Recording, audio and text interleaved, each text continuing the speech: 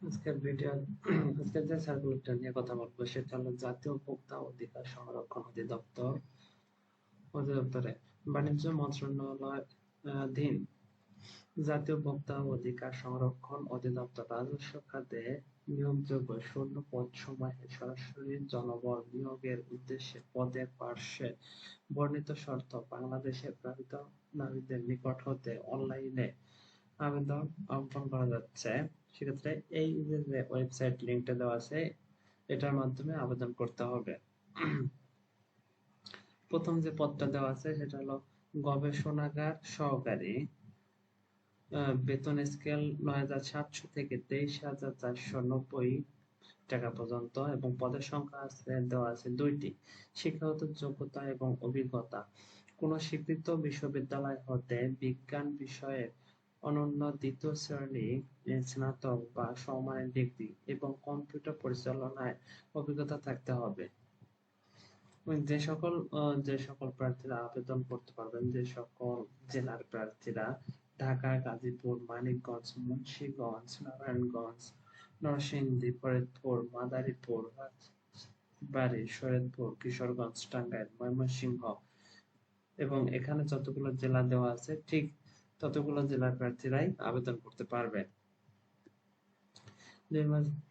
২ নম্বর দেওয়া আছে data entry বা কন্ট্রোল অপারেটর, পদের সংখ্যা দেওয়া আছে ৮ জন এবং কোন শিক্ষাগত যোগ্যতা দেওয়া আছে কোন স্বীকৃত বোর্ড হতে উচ্চ মাধ্যমিক সার্টিফিকেট বা সমমানের পরীক্ষায় উত্তীর্ণ।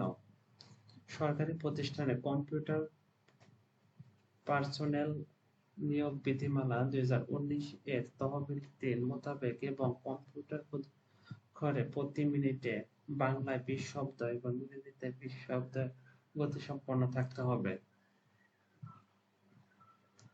অফিস সহকারী কাম কম্পিউটার ক্ষুদ্রার্থিক, পদসংখ্যা ১৫ জন। শিক্ষাগত যোগ্যতা কোন স্বীকৃত বোর্ড বা প্রতিষ্ঠান হতে ন্যূনতম দ্বিতীয় বিভাগে উচ্চ মাধ্যমিক সার্টিফিকেট বা সমমান পরীক্ষায় উত্তীর্ণ এবং কম্পিউটার ব্যবহার সংক্রান্ত ওয়ার্ড প্রসেসিং, ডাটা এন্ট্রি ও টাইপিং ইত্যাদি সর্বনিম্ন গতি প্রতি মিনিটে বাংলায় ২০ শব্দ এবং ইংরেজিতে ২০ শব্দ থাকতে হবে। ক্যামেরাম্যান, পদের সংখ্যা ৬ জন, ৬ জন। কোন স্বীকৃত বোর্ড বা প্রতিষ্ঠান থেকে উন্নত দ্বিতীয় বিভাগে উচ্চ মাধ্যমিক সার্টিফিকেট বা সমমান পরীক্ষায় উত্তীর্ণ হতে হবে। এবং এখানে যতগুলো জেলার নাম দেওয়া আছে ততগুলো জেলার প্রার্থীরা আবেদন করতে পারে, তবে এতিম ও শারীরিক প্রতিবন্ধী কোটায় সকল জেলার প্রার্থীরা আবেদন করতে পারবেন। সহকারী হিসাবরক্ষক নেবে ৭ জন। কোন স্বীকৃত বোর্ড বা প্রতিষ্ঠান হতে বাণিজ্যে ন্যূনতম দ্বিতীয় বিভাগে উচ্চ মাধ্যমিক সার্টিফিকেট বা সমান পরীক্ষায় উত্তীর্ণ হলেই আবেদন করতে পারবেন। কম্পিউটার পরিচালনায় অভিজ্ঞতা থাকতে হবে। জেলা থেকে সকল পদে আবেদন করতে পারবেন।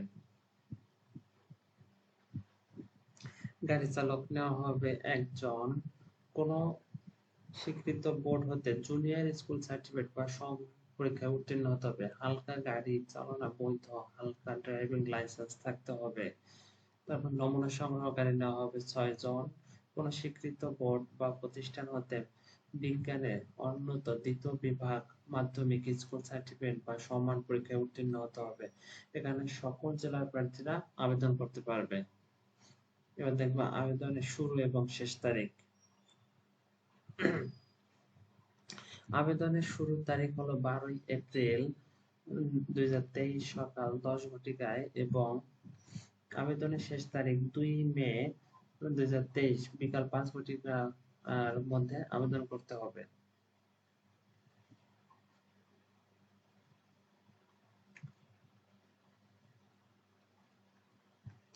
১ থেকে ৬ নং ক্রমিক এর জন্য পরীক্ষার ফি বাবদ ২০০ টাকা এবং সার্ভিস চার্জ সহ ২২৩ টাকা এবং ৭ নং ক্রমিকের জন্য ফি বাবদ ১০০ টাকা এবং সার্ভিস চার্জ সহ ১১২ টাকা পূরণ করতে হবে ৭২ ঘন্টার মধ্যে। অ্যাপ্লিকেশন করা ৭২ ঘন্টার মধ্যে পরীক্ষার ফি জমা দিতে হবে।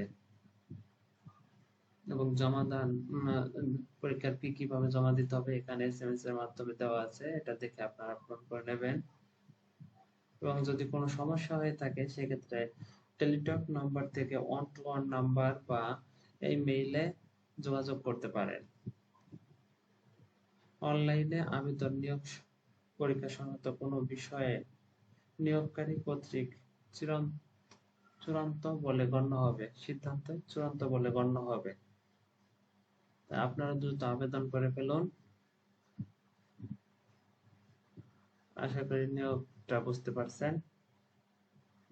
তাই যত দ্রুত পারেন আপনারা আবেদন করে ফেলুন। আল্লাহ হাফেজ।